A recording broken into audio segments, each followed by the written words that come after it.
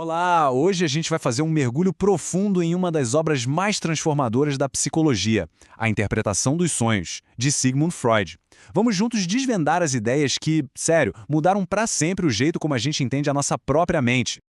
E para começar, aquela pergunta que com certeza todo mundo já se fez alguma vez na vida. Afinal, o que os nossos sonhos querem dizer? São só, sei lá, imagens aleatórias que o cérebro dispara enquanto dormimos? Ou será que eles guardam alguma mensagem secreta? Olha, antes de Freud, a resposta para essa pergunta era bem diferente, viu? Sonhos eram vistos ou como mensagens dos deuses ou como premonições, mas quase nunca como algo que a ciência pudesse de fato estudar a sério. Essa linha do tempo aqui mostra bem essa jornada. Lá na antiguidade, os sonhos eram mensagens divinas. Depois, nas culturas antigas, viraram presságios, cheios de misticismo. E mesmo um pouco antes da psicanálise, eram vistos como um fenômeno sem importância científica. Freud estava prestes a virar essa mesa. E então, chegamos ao ano de 1900, um ano que se tornaria um verdadeiro marco, um ponto de virada na história do pensamento humano. É em 1900 que Freud publica A Interpretação dos Sonhos. E essa não é só uma obra que lança uma nova teoria. Ela, na verdade, inaugura um campo de estudos inteiramente novo, a psicanálise. E aqui está o ponto central de tudo. A ideia revolucionária de Freud foi dizer: ei, os sonhos não são um caos. Eles têm uma lógica, uma estrutura escondida. Eles são fenômenos da nossa mente cheios de significado. E essa é talvez a frase mais famosa dele sobre o assunto.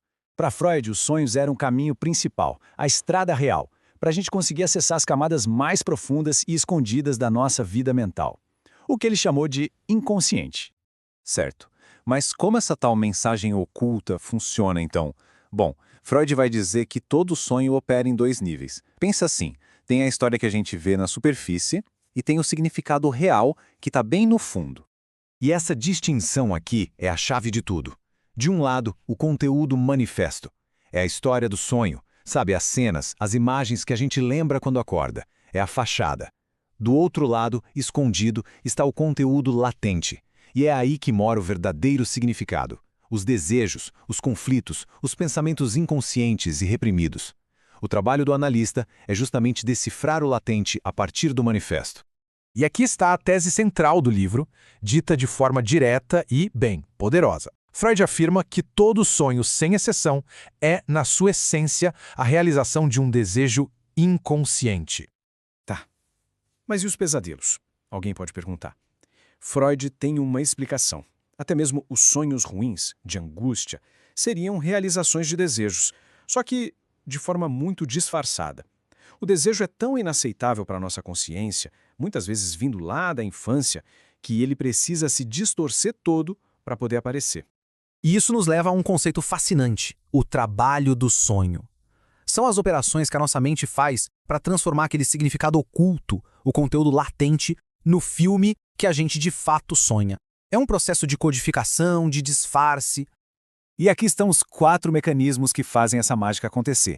A condensação, que é tipo juntar várias ideias numa imagem só. O deslocamento, que pega a emoção de algo importante e joga num detalhe que parece bobo. A figurabilidade, que transforma pensamentos em cenas visuais. E por fim, a elaboração secundária, que é quando a gente acorda e a mente tenta criar uma historinha lógica com aquela bagunça toda. Então, o objetivo final disso tudo é um só: disfarçar o verdadeiro desejo. É como se a mente driblasse um segurança interno, que Freud chama de censura, para que os pensamentos proibidos não cheguem na consciência. E, de quebra, isso protege o nosso sono, nos deixa continuar dormindo.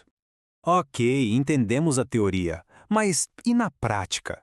Por que isso foi tão importante para a clínica psicanalítica? Um ponto crucial que Freud sempre fez questão de ressaltar: não existe um dicionário de sonhos. Sonhar com uma cobra não significa a mesma coisa para todo mundo. O significado de um sonho é superpessoal. Ele depende totalmente da história de vida e das associações que a própria pessoa que sonhou faz a partir daquelas imagens. E o legado dessa obra é imenso.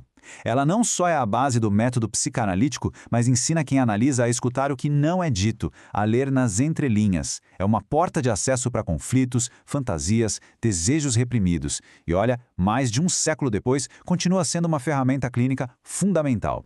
Então, para a gente amarrar tudo, A grande sacada de Freud foi mostrar que o sonho não é bagunça. Pelo contrário, é a prova de que o inconsciente tem uma linguagem própria, uma gramática, e que ele está o tempo todo se comunicando com a gente, só que de forma codificada, esperando para ser decifrado. E eu queria terminar com uma provocação. Se a gente aceitar que os sonhos são como um mapa para as partes mais escondidas de nós, fica a pergunta: para onde será que os nossos sonhos estão apontando?